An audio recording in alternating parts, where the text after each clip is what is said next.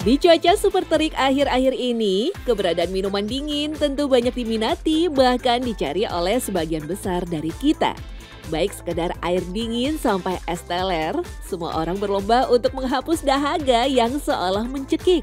Tapi di antara semua itu, rasa-rasanya es teh tetap menjadi jawara di antara para jawara. Segar, dingin, harum, sekaligus enteng, membuat es teh menjadi salah satu yang paling dicari. Meski menjadi minuman sejuta umat, teh ternyata awalnya hanya disajikan untuk kalangan tertentu. Bahkan salah satu jenis teh yang populer di Nusantara ternyata mengandung sesuatu yang lekat dengan mitos gaib. Seperti apa kisah teh Nusantara? Selengkapnya dalam Secret Story, mengungkap rahasia di balik cerita. Dari berbagai catatan, keberadaan teh di Indonesia sendiri awalnya hanya sebagai tanaman hias. Meski begitu, racikan teh sebagai minuman diyakini sudah muncul di Cina sejak 200 tahun sebelum Masehi. Konon menurut legenda, minuman ini tercipta dari sebuah ketidaksengajaan. Awalnya itu kan sebenarnya ditemuin tehnya itu awalnya banget emang tubruk gitu. Itu kan secara nggak sengaja ada tabib di Tiongkok itu secara nggak sengaja nemuin teh dan ternyata itu bisa dinikmati dan jadi anti toksik waktu itu. Nah akhirnya jadi teh yang dikembangin. Nah sebenarnya tea bag itu bagian dari pengembangan dari teh tubruk. Tetapi, teh benar-benar menjadi populer dan komoditas utama setelah masuk ke Inggris dan dijadikan hadiah untuk Ratu Inggris pada abad 18. Setelah itu, Belanda mulai membangun perkebunan teh di Nusantara dalam skala besar. Bahkan teh Jawa adalah produk di luar Cina dan Jepang yang masuk ke pasar Eropa. Pada awal kemunculannya, kebiasaan meminum teh sendiri diyakini hanya berkutat pada lingkaran bangsawan saja. Di Indonesia itu tradisinya bukan minum teh yang hijau atau putih ya, tapi lebih kepada teh yang coklat yang dikeringkan. Jadi saya kira itu yang unik ya. Mungkin itu juga dari pengaruh dari keraton juga. Jadi ketika keraton Jawa menerima ya tamu-tamu asing dari Belanda, ya suguhnya adalah teh tadi. Setelah kemerdekaan pun, teh tetap menjadi salah satu komoditas utama Republik sekaligus menjadi salah satu minuman wajib sehari-hari. Meski terkadang terlihat sama saja, ternyata teh punya banyak varian dan juga cara untuk mendapatkan kualitas yang terbaik. Salah satu yang terpenting tentu tahapan mengambil daun teh tersebut. Uniknya, pemetikan menggunakan tangan atau gunting keranjang seperti yang banyak dilakukan di Indonesia, ternyata membuat kualitas teh semakin premium. Pasalnya, pucuk daun teh memang menjadi penentu kualitas teh tersebut. Sehingga pemetikan tunas teh atau peko yang masih manual bisa memastikan kualitas petikan tersebut. Jadi sebenarnya tuh idealnya teh itu dipetik dari P plus 2 daun. Jadi pucuk sama peko di 2 daun bawahnya itu idealnya. Nah kalau misalnya pakai mesin kita emang nggak bisa mastiin apakah P plus 2 daun aja yang dipetik gitu. Itu yang ngebedain antara artisanti dengan produk massal gitu.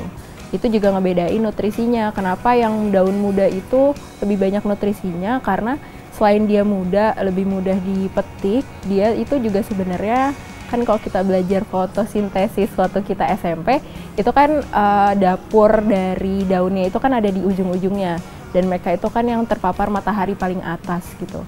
Nah, idealnya juga waktu metiknya itu sebelum matahari terbit. Jadi kita itu udah metik waktu nutrisinya itu belum disebar ke seluruh tumbuhan gitu. Selain mendapatkan pucuk teh terbaik, pemetikan manual ternyata membuat daun teh bisa tumbuh lebih cepat. Jika menggunakan tangan, daun akan bisa dipetik lagi hanya dalam waktu 15 hari. Sementara jika memakai mesin, butuh waktu 20 hari sebelum pucuk daun teh dapat dipanen. Berasal dari tumbuhan Camellia sinensis, teh sendiri bisa menjadi bermacam-macam varian. Dari teh hitam, teh hijau, bahkan sampai teh putih. Semua itu tergantung dari proses oksidasi atau juga biasa disebut fermentasi. Biasanya daun teh akan ditutup selama beberapa waktu jika ingin mendapatkan teh yang lebih gelap. Kita oksidasi si tehnya itu yang ngebedain. Kayak white tea itu non oksidasi, green tea juga non oksidasi. Di antara varian teh yang ada di Indonesia, teh melati merupakan salah satu yang populer selain teh hitam. Terbuat dari paduan teh hijau dan hitam, bunga melati yang sudah kering ditaburkan sehingga memberikan aroma wangi yang sangat khas. Luar biasanya, teh tersebut disebut wulan sebagai buah ketidaksengajaan sekaligus kreativitas nenek moyang kita.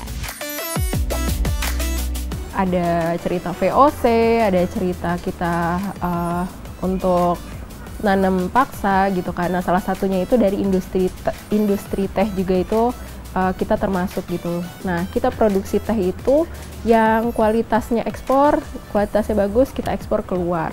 Sedangkan yang kualitasnya rendah itu buat dikonsumsi sama masyarakat pribumi. Nah, tapi dengan rasa yang grade rendah itu akhirnya diakalin gimana caranya agar tehnya itu tetap enak gitu. Akhirnya diakalin, dicampur melati supaya wangi dan lain sebagainya.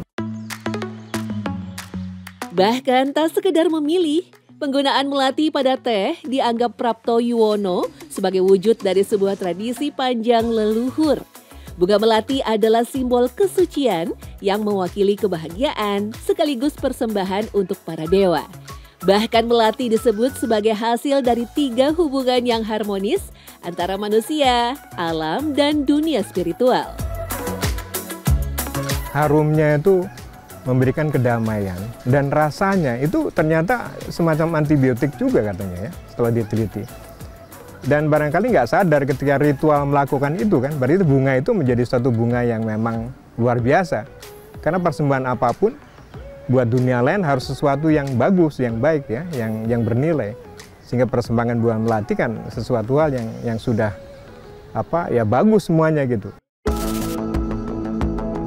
Maka tak heran aroma melati juga terkadang justru identik dengan kemunculan hal goib ataupun banyak dikaitkan dengan klinik. Meski begitu, tak bisa dipungkiri, melati memang muncul pada segenap ritual ataupun acara yang berkaitan dengan adat. Bahkan melati hadir pada perayaan yang bertemakan kegembiraan sekaligus duka.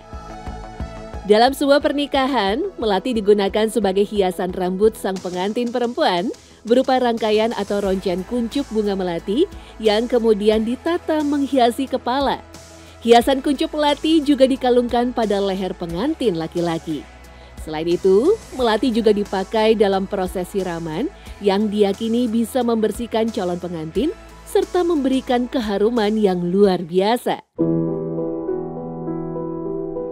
Tak hanya itu saja, melati juga hadir di tengah masyarakat dalam suasana duka ataupun berkabung. Tabur bunga untuk peristiwa yang besar biasanya menggunakan 2 bunga, yaitu mawar dan melati. Maka tak heran, gabungan dari buah tangan para pekerja kebun teh serta filosofi mendalam dari bunga melati menjadikan teh ini begitu populer. Bisa dinikmati oleh siapapun, dari kalangan manapun, dan tentunya kapanpun. Karena sesuatu yang diciptakan dengan tulus pasti akan dirasakan oleh hati. Secret Story mengungkap rahasia di balik cerita.